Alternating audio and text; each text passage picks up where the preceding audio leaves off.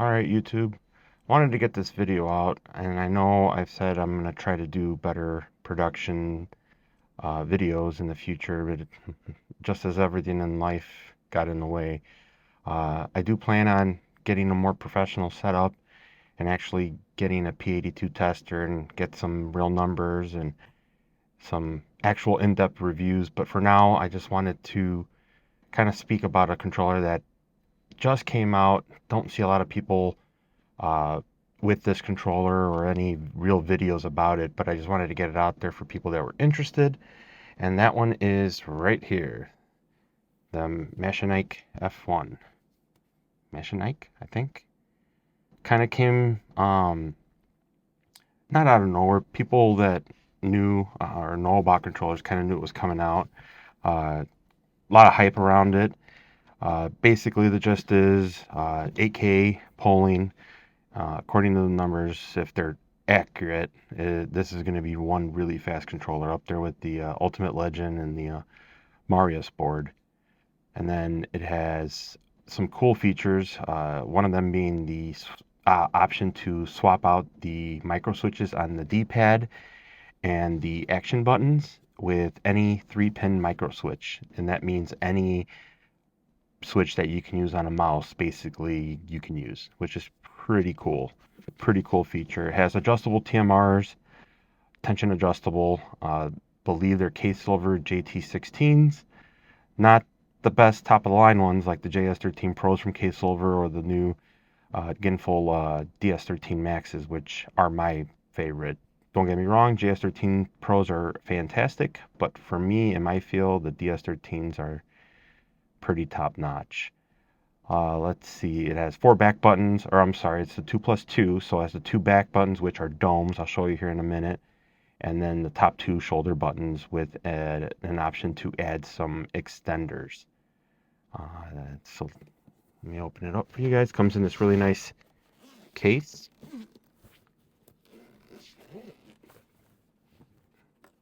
And it comes with extra buttons here that were outside of the box, by the way. It was in the shipping box, not inside the box, which was kind of odd, but I'll take it.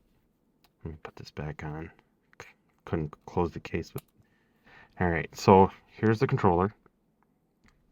I got my Control Freak on there.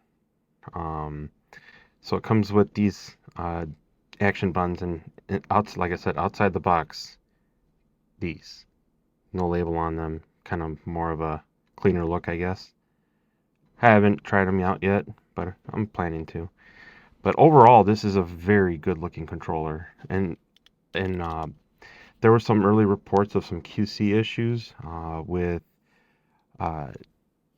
domes that were loose. These are really in there once you get them in. I don't really want to take them out because I'm afraid that if I do, they're going to become loose. But that was one of the issues. Also, I believe there were some issues with the domes being uneven, which I don't have that issue here, as you can see. And overall, it feels like a very solid controller. Came with these extenders, which are pretty cool. I don't know how I feel about them yet. I'll get them on there. Pretty easy to install. Kind of just clip on, and then there you go. So kind of extends it, makes it a little bit easier to reach, I guess. I mean, I don't have a problem. I have pretty large hands. I don't know how that would work with these triggers. I mean, I feel like you might actuate both at the same time. So I'll just take those off for now. And some extra sticks, dome. I got the stock kick concave one here, but the extended one with the low rise Control Freak.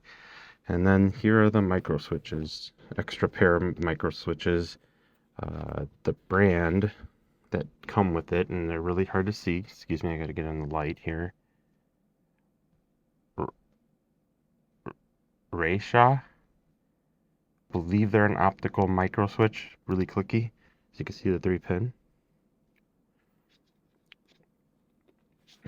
overall, a nice package. And then back to the controller. Touch and adjustable, like I said, K-Silver JT16s. They do feel pretty good in hand. Like I said, here are the micro switches. On the website, the Machenike website, this is listed as an FPS gamepad. Because, and I believe, is these switches are not analog, they're digital. And I believe these circles represent tension. Obviously light, medium, heavy tension. Because right now this is light. And then if you go to the second part, they're a little stiffer. And then down at the bottom, much more force. So if you like force on your mouse clicks, this is a pretty cool feature. I haven't really seen this on any other controller. So here, I'll do the left side heavy, or I'm sorry, the right side heavy, left side light. And you can kind of see more like a solid click. This is very light. Really cool. Really cool. I kind of like it on the light. Feels faster to actuate. These domes are solid metal, which is something I disliked on the Ultimate Legend. It does have the domes and very plasticky. I have two Ultimate Legends. I put these little nubs on there, which I don't know if I like yet.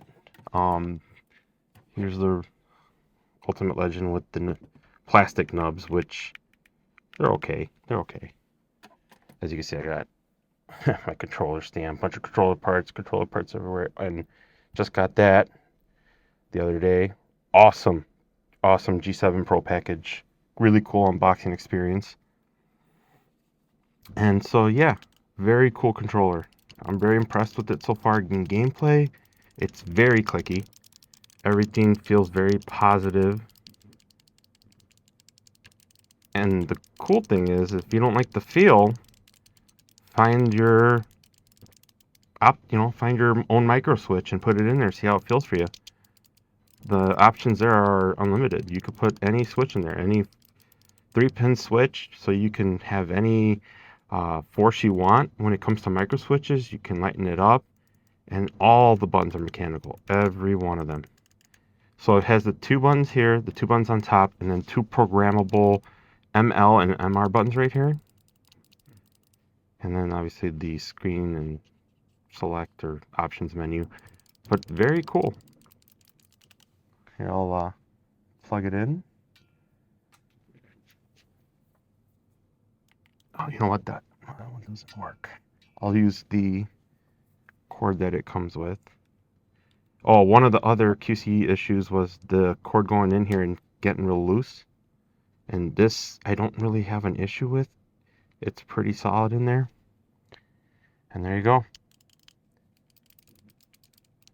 I will try to post another video with my screen with polling numbers. I was getting pretty much 8K on the polling tester, and the linearity tests were pretty linear for these sticks.